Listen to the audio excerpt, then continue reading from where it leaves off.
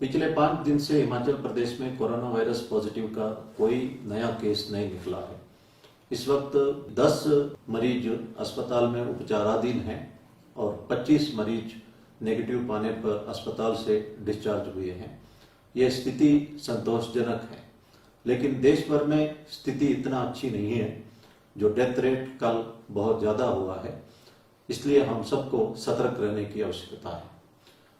मैं कल फोटोज देखा है जहां पे मैहतपुर बैरियर में हिमाचल एंटर करने वाले लोग पंजाब के एरिया में सोशल डिस्टेंसिंग नहीं बना रहे थे। अगर हम 2 गज दूर, जैसे प्रधानमंत्री जी ने अनुरोध किया, मेंटेन करते हैं तो समय उतना ही लगता है। अगर हम सोशल डिस्टेंसिंग मेंटेन करें या ना करें, समय का बचत नहीं होगी। इसलिए क्यों ना हम हर जगह सोशल डिस्टेंसिंग बनाए रखें।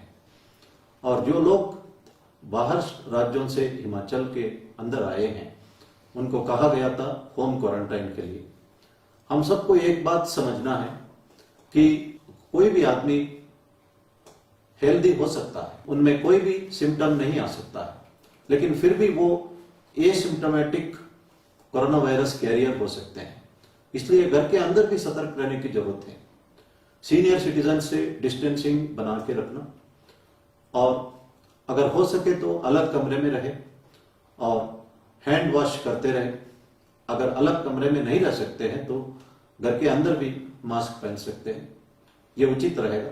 कोई भी सिम्टम आता है तो तुरंत अथॉरिटीज को सूचना करें और आरोग्य सेतु ऐप में करेक्ट इंफॉर्मेशन फीड करते रहे।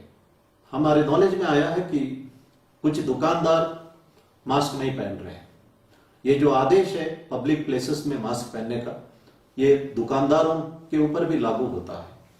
मैंने पहले भी अनुरोध किया था, दुकानदारों का फर्ज है खुद मास्क पहने और ये सुनिश्चित करें कि सब लोग सोशल डिस्टेंसिंग मेंटेन करें और सब लोग जो कस्टमर्स है वे मास्क पहन के ही लाइन पे खड़े रहे। प्रधानमंत्री जी ने एक बात कही है, इस कोविड-19 के वार में हर एक आदमी सोल्जर है और हर एक आदमी लीडर है। हम सबको मिलजुल कर ये लड़ाई लड़ना है। इसमें कोई व्यक्ति लीडर नहीं है। Serum institute of India Poona, जो ऑक्सफोर्ड यूनिवर्सिटी के कोलैबोरेशन के साथ वैक्सीन बनाने में लगा हुआ है, और उनके डायरेक्टर ने कहा है कि कुछ हफ्तों में वैक्सीन तैयार करना शुरू करेंगे। अगर ह्यूमन ट्रायल सक्सेस होता है तो कुछ महीने में वैक्सीन उपलब्ध हो सकता है। ये एक अच्छी खबर है। व्हाट्सएप मैसेजेस इस वक्त एक आदमी एक को ही फॉरवर्ड कर सकता है। इस कारण से 70% फेक न्यूज और फेक मैसेजेस सर्कुलेट होना कम हुआ है। ये भी एक अच्छी खबर है, लेकिन फिर भी हमें सतर्क रहना चाहिए और इस तरह का मैसेज सर्कुलेट नहीं करना चाहिए। और हमारे नॉलेज में आया तो हम जरूर इस पर कार्रवाई करेंगे। आरोग्य सेतु ऐप डाउनलोड करते वक्त हमें नोटिस करना चाहिए, आरोग्य सेतु .apk एक ऐप है, ये बहुत खतरनाक है। इससे आपका सारा डाटा कोई और चोरी कर सकता है। इसलिए आरोग्य सेतु .apk जो एप्लीकेशन को आपको डाउनलोड नहीं करना चाहिए। सिर्फ आरोग्य सेतु ऐप ही डाउनलोड करें और सही इंफॉर्मेशन इसमें डालें। इसके बारे में एक और बात मैं कहना चाहता हूं। अमेरिका और साउथ कोरिया में शुरुआत में केसेस एक जैसा था, बाद में अमेरिका में टोटल केसेस 10 लाख हुए और साउथ कोरिया में 10,000 रह गए। इसका कारण साउथ कोरिया ने आरोग्य सेतु ऐप का एक पैरेलल ऐप अपने देश में लागू किया था और सक्सेसफुली लागू किया था। इससे हम सीखे और आरोग्य सेतु ऐप इस वक्त देश में 7.5 करोड़ लोगों ने डाउनलोड किया है। हम सब इसको डाउनलोड करें और सही इंफॉर्मेशन डालें। इससे देश में कोरोना वायरस कंट्रोल करने में मदद मिलेगी। भारत सरकार ने ई संजीवनी वेब पोर्टल लॉन्च किया। मेडिकल कॉलेजेस शिमला, मंडी और धर्मशाला में ई संजीवनी ओपीडी लॉन्च किया है और आप घर बैठे डॉक्टरों से कंसल्ट कर सकते हैं, अपना सिम्टम्स बता सकते हैं और दवाई का प्रिस्क्रिप्शन घर बैठे ले सकते हैं। हम सबको इसका फायदा उठाना चाहिए। फिजिकली अस्पताल ट्रैवल करने से बेहतर रहेगा घर पर बैठे ही कंसल्टेशन करें। WHO ने मेंटल हेल्थ मेंटेन करने के लिए कुछ डायरेक्शंस इश्यू किए हैं। उनमें से एक, न्यूज कंटेंट को कम देखें, दिन भर लगातार न्यूज ना देखें और सिर्फ दिन में 1-2 बार न्यूज देखें। अदरवाइज लगातार न्यूज देखने से एक फियर पैदा होता है और एप्रहेंशन या एंजाइटी होता है और ये हानिकारक है। अपने नजदीकी दोस्त और संबंधियों से संपर्क रखें और इस पे भी एक मन की शांति मिलेगी। उन्होंने ये भी कहा है कि live the present, forgive and forget the past. हम जो हेट्रेडनेस, वेंजेंस, एंगर, इसको भूलना चाहिए। अगर किसी ने हमारे लिए ठेस पहुंचाया है तो माफ करना चाहिए। रोज हम बहुत सारे चीजों से खुशी पा सकते हैं। There is a beautiful sunrise या beautiful sunset, a beautiful garden, a beautiful flower, a child's laughter, everything, every small thing in life is to be enjoyed. हम भविष्य के बारे में प्लान करना चाहिए लेकिन वरी नहीं करना चाहिए। ना पास्ट के बारे में ब्रूड करना, ना भविष्य के बारे में वरी करना, दोनों हानिकारक है। Live the present. जिंदगी में हर क्षण जो है आनंद से बिताने का है। WHO ने भी यही बातें कही। मैंने पहले भी कहा था, एक गिलास पानी को अगर आप 5 मिनट तक होल्ड करोगे दर्द होगा, 24 मिनट तक होल्ड करोगे या एक दिन पूरा होल्ड करोगे दर्द बढ़ते जाएगा।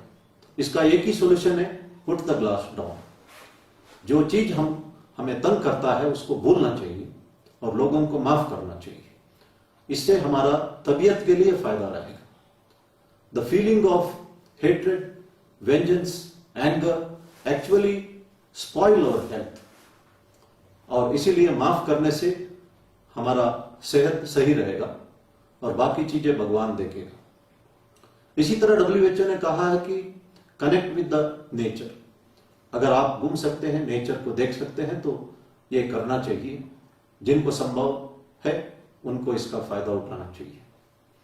इसी के साथ हमें एक्सरसाइज भी करना, हेल्दी फूड भी खाना, म्यूजिक भी सुनना, हॉबी परस्यू करना, ये तमाम चीजों की आवश्यकता है।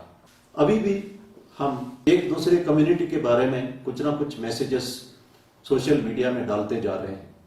मैंने पहले कहा था कि इस वक्त हम रीजन, रिलीजन, लैंग्वेज, कास्ट के ऊपर चढ़ के सर्वधर्म समभाव का कॉन्सेप्ट है उसको मेंटेन करना है।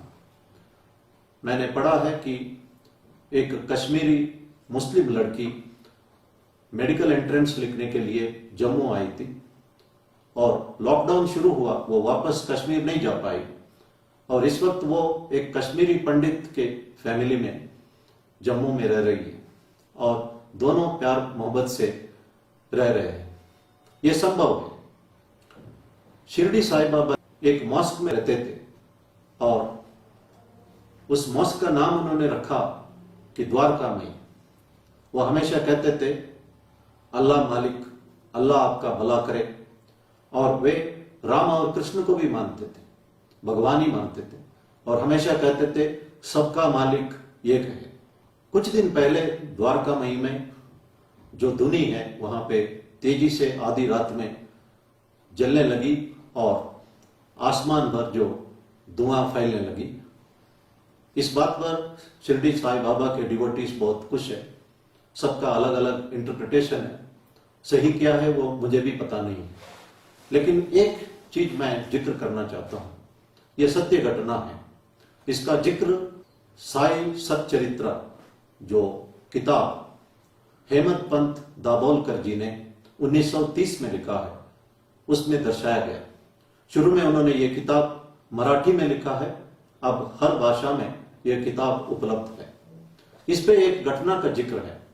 1910 में शिरडी साईं बाबा गेहूं पीसने लगे और गेहूं का आटा को उन्होंने लोगों को दिया और कहा है कि शिरडी के जो बाउंड्री है चारों तरफ इस आटा को डाल देना और जो हैजा या कोलेरा जो बीमारी एपिडेमिक जो आने वाला है वो शिरडी के अंदर प्रवेश नहीं करेगा। और लोगों ने आटा डाला और ये सत्य घटना है कि जो हैजा उन दिनों में शिरडी के अंदर नहीं आया।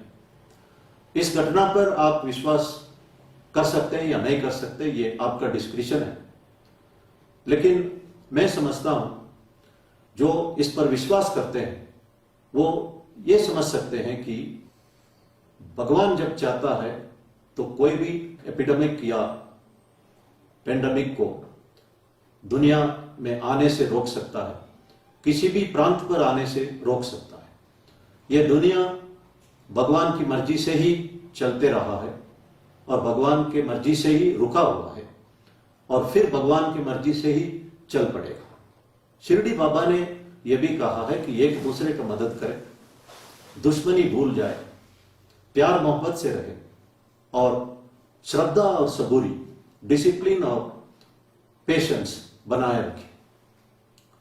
इसलिए जो नियम हमको बताया गया, सोशल डिस्टेंसिंग के बारे में, मास्क पहनने के बारे में, हैंड वॉशिंग के बारे में, एक दूसरे को मदद करने के बारे में, इसका पालना हम करें और फिर भगवान से प्रार्थना करें।